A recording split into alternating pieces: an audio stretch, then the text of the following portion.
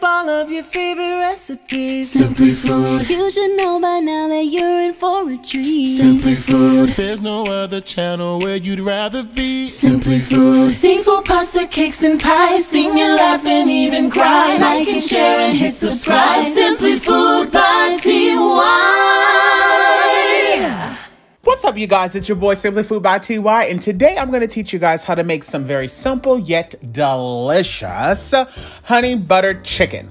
Now, just so you guys know, I'm going to be using bone-in chicken thighs, but of course you can use whatever cuts of chicken that you want, to be honest. This works really well with chicken leg quarters, regular legs. You can make it into wings, you know, do what you want. But the first things first is we need to talk about cleaning chicken thighs. Now, I don't know if I've ever told y'all this before, but I actually do not like chicken thighs unless I am the one to clean them. Because at the end of the day, I feel like chicken thighs are so nasty and so dirty.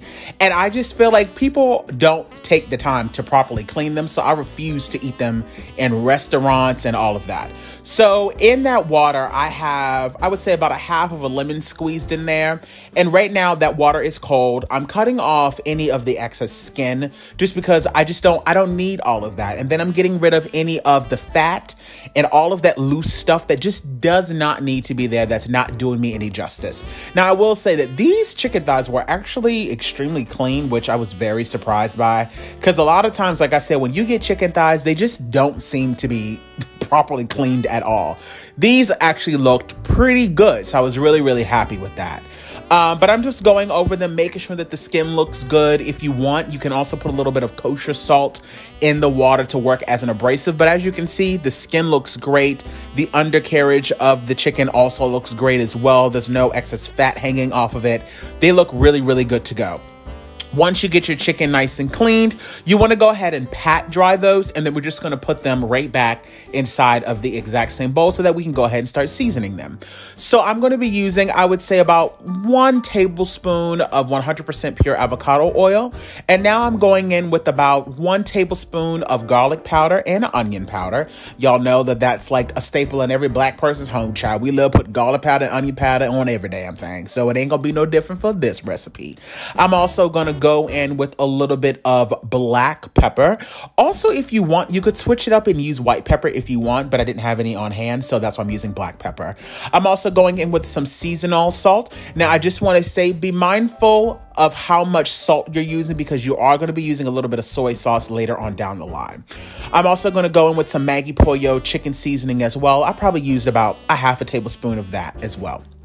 Now, to add some color to this, I'm going to be adding in some regular paprika, but also as another flavor profile, if you want it, you could add in the regular paprika as you see me doing here, but also add in 2 teaspoons of smoked paprika. That would also be absolutely delicious. Now, you want to make sure that you are really seasoning up this chicken, because beyond this, there's not that much that's going to go in the sauce itself. So you really want to make sure that your chicken is nice and flavorful. As you can see, it's nicely coated, got some great color to it. I wrap mine up in cling film and I let it sit in the fridge for about a half hour. Before you cook your chicken, though, you do want to bring it back up to room temperature so that your meat does not dry out. In my cast iron skillet, I've just added in some more of that avocado oil. And now we're going to place our chicken inside of our cast iron skillet, skin side down, so that we can start to work on getting that nice and crispy, okay? Of course, anytime you're doing something like this, when you want to get a nice crisp on skin, whether it be fish, chicken, whatever the case is, you want to make sure that you're not overcrowding the pan. As you can see, I could easily fit 4 of them in here. I have the temperature up nice and high. You don't want to go moving them around or pushing them. Let them stay still until you get that nice coloring on each side. Now, once you get the chicken, you know, nice and seared on both sides, like at this moment, we're not worried about fully cooking it.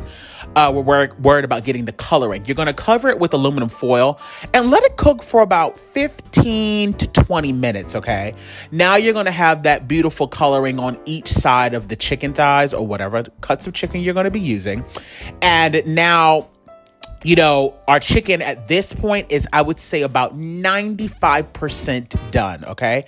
So now we're going to remove it from the pan because we're going to go ahead and start working on the honey butter sauce, which is extremely easy and simple to make. One step I will say is to definitely make sure that you remove a good amount of that excess oil out of the pan. You don't need to wash the pan. Just take a paper towel and dab up some of that extra oil, because now we're going to go in with 1 stick of unsalted butter. And then we're going to go in with some really, really good honey. I would say get yourself some pure honey, not honey that has 15 ingredients. You want the ingredient to be honey, and that's it, okay? We're going to go in with, I would say, almost about a half a cup to 1 cup. It really will just depend on how sweet you want your chicken to be.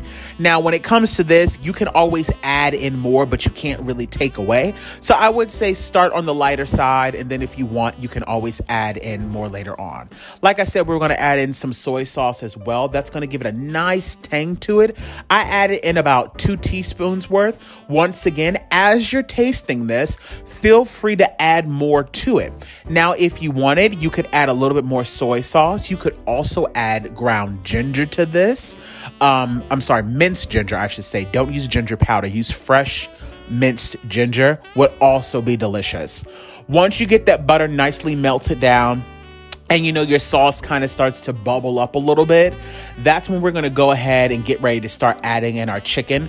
You want to make sure that your temperature isn't up too high though, because remember, you do have honey in there, and because of that, that means the sugar could start burning, and you don't want that, because then your sauce would be ruined. It would taste bitter, and ain't nobody got time for that.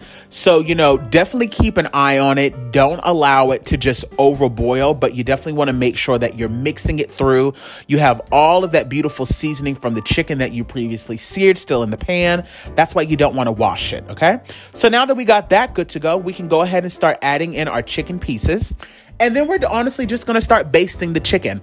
Now, at this point, you're going to allow this to cook for an additional 15 to 20 minutes, or until it's as fork tender as you like it. You could do it to the point to where it's falling off the bone. You could plop it in the oven if you want. I just finished mine right on the stove top. Like I said, I just keep basting it in the sauce, and then I put the aluminum foil back over it, and I just allow it to cook for another 15 to 20 minutes. That really will depend on what cut of chicken you are using. And honestly, you guys, that's it. There's not much to this recipe at all. It's very simple. It's straight to the point. This can go good by itself.